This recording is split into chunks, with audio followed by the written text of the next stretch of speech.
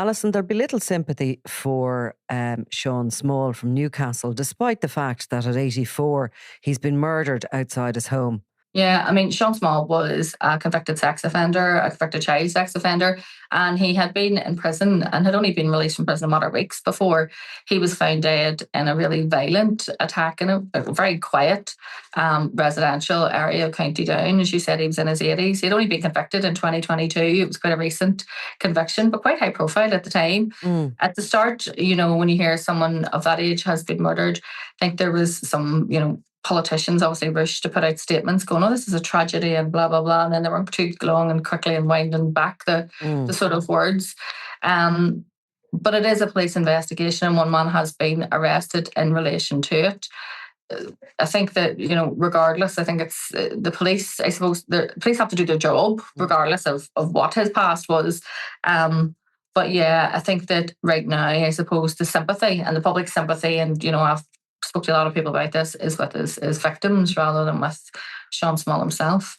And it focuses really on these paedophiles and sex offenders being released from prison and where they go and how they live and, how they remain safe in society and whether or not their neighbour is entitled to know who they are and what they did. And you have your thoughts on that, which, we'll come on to. But first of all, he's 84 and it was only in 2022 he pleaded guilty to 10 sexual offences against a woman described in court as vulnerable and against a teenage girl. He's like in his late 70s at this stage. Is there a suggestion, and I'm sure there is, that this wasn't just if this was something he's done at that point in his life, you would imagine that he's probably got away with it for a long time before this? I would be shocked if there are not more victims of Sean Small out there, and I really feel for them this past week because anything that's happened to them, they must be reliving that over and over again. And what we do see is an increase in the number of elderly sex offenders being convicted through the courts, and there's a number of reasons for that. And we have, I suppose, people become more aware of sexual abuse, and also people who are abused as children don't feel that at that time that they have any agency at all, that they can't tell anyone that they're frightened. But then sometimes they become adults and feel that they are in a position where they can come forward and say what's happened to them. And a lot of times what happens is they'll not go to the police. They'll go and seek help for their own issues, for their own mental health issues, for their own trauma. And as part of that trauma and talking that out, they'll then feel strong enough to go and report it to police. And as a result, we see an increase in older prisoners going through the prison system. And I was up in Maghaberry a few years ago. That would be the sort of high security prison in Northern Ireland. And they have a unit that has had to be rearranged and specially designed to accommodate older prisoners because there was such an increase of them. And not all, some were in for other offences, but the vast majority were in for sex offences. That's what the majority of pensioners who are jailed for. They were on a wing together. There was other sex offenders on that same wing. There was a terrible case here a few years ago of a man who raped his own baby, a 2-week-old baby. And I remember being on the wing and seeing him playing snooker with some of these people while I was there. It has the whole wing had to be adapted to suit them. It had to have like wider doors for wheelchairs and for people who need wheelchair access. It had to be adapted because one of the patients had dementia in it, and he was a sex offender as well. It had their own garden part of it for them to have their outside exercise because they couldn't exercise in the yard clearly with other prisoners because of the offences of which they've been charged. And all of that presents real problems for the prison system as well. Prisons aren't really built or accommodated to deal with pensioners and people who then might become, incontinent and need personal care and all sorts of other things. You can't imagine that that's what you see in a prison, but you do. And in those cases, a lot of them are sex offenders because people have came forward to report crimes that might have happened 20 years ago, 30 years ago, even in cases. And by the time they come forward, the perpetrator, who might have been, in his 50s and 60s at the time, is then a pensioner by the time they're convicted. So in this case, we know that there was people who were brave enough to come forward, that he was convicted. And, I do think that I can understand that from their point of view, he showed practically little remorse for what he'd done, and in fact hadn't showed any understanding for the pain that he had caused his young victim. And more so than our colleague Liam Tunney has been speaking to the mother of one of his victims this week, and she wasn't even aware he had been released from prison. And that in itself poses questions for our criminal justice system, because we have what you call the victim information scheme. And if you are a victim of a crime and the person who perpetrated that crime against you is sentenced to serve more than a year in prison, you're entitled to ask for information about their release date. So you sign up to the victim information scheme and they tell you when that person's going to be released. Clearly, they don't tell you the date and the time, but they say, we're to inform you that, this person will be released in June. Mm-hmm. And that's all I'll say, sometime in June or sometime in August. You can prepare yourself for that, and the person can then prepare themselves. They can have a discussion with it. They maybe talk to a therapist about it. They can try and come to terms with it, but they can also be aware that this person could be in the community and they might bump into them. I was saying to someone earlier, way back at the start of my career, and I was working for a weekly newspaper.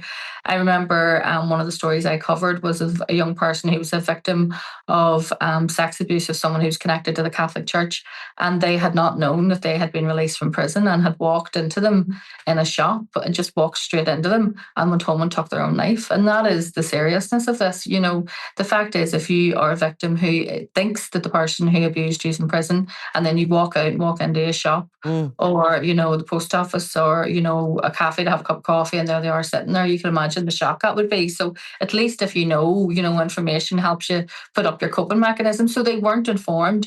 And that's a real failure of the justice system, because how would you know if you've never been a victim of crime before and you're going through the justice system and the person is being sentenced? How would you know that scheme existed unless somebody told you? Mm-hmm. And clearly no one has told this family that scheme existed and that they should sign up for that. And, it also informs you of other things. If, for instance, if you had died in prison, the victim information scheme would have meant that they would have been informed of that as well.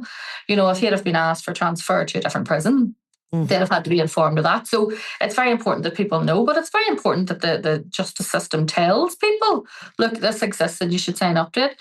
I think that it's a real tragedy all round in terms of I'm sure that they are constantly reliving the horror. You see this man's back in the headlines, you see his picture constantly on the news, and then you see, I suppose, the fact that there's been a £20,000 reward offered for information in relation to it. And some people are saying, well, why are they offering £20,000 information about a killing of a sex offender? And the issue is that for the PSNI, when they're investigating a murder, they have to investigate the murder as it is. They can't say, well, that was a bad person, so I'm not going to investigate that killing. We're just going to let that go. And you know better than anyone, your bread and butter has been, is bad on bad crime, as they call it, drug feuds, people who are involved in criminality, killing people, other people involved in criminality. It doesn't mean that shooting shouldn't be investigated because the people involved weren't any people that society particularly rated.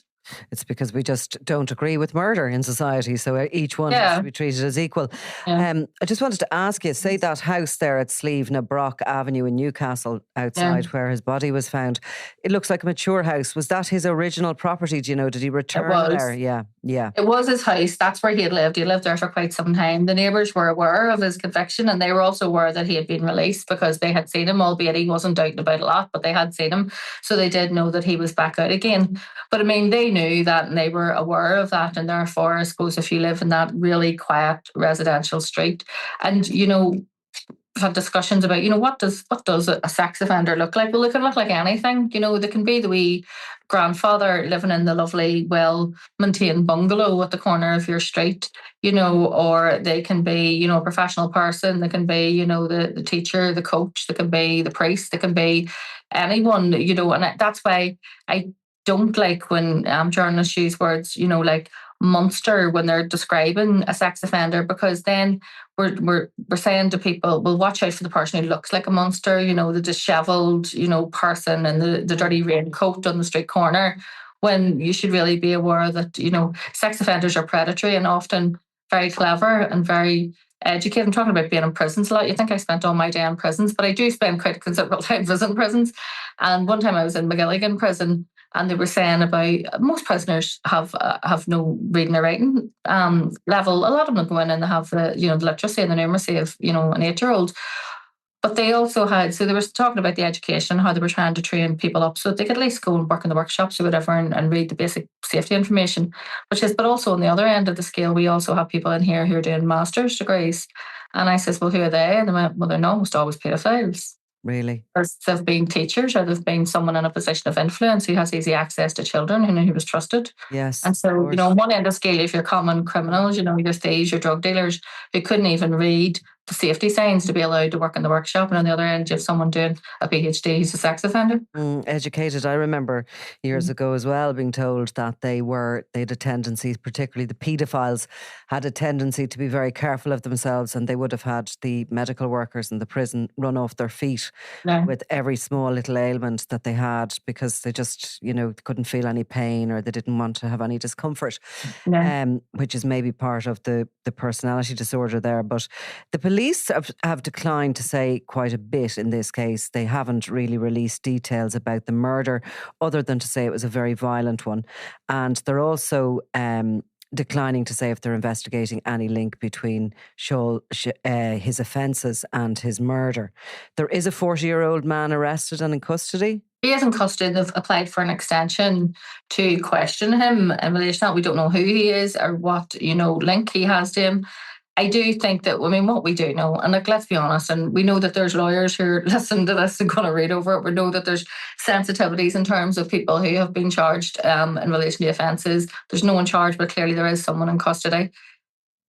It is obvious that if the PSNI's first point in investigating this, and the first point is, and they look at, cause, how something happened, and then motive, you would imagine straight away the motive for this man's murder is this man's past. Let's face it, and it would be stupid to say otherwise. Absolutely, 100%. And the fact that he's returned to his community, to his neighbourhood, to his environment where everybody knew him, it's going to be pretty obvious that he's back out. And of course, everyone knows what he's done. But we'll return to this one, because either that individual in custody will be released without charge, or if they are charged, then they will have to go before the courts and be tried in relation to it. So, Alison, thank you very much, and talk to you next week. Thanks for having me. Promise, next week. Yes, definitely next week. I'm Nicola Tallant, and you're watching Crime World, a podcast about criminals, drugs and the underworld in Ireland and across the globe. Make sure you subscribe to our channel and turn on notifications so you can be the first to watch all our latest episodes. You can also listen wherever you get your podcasts.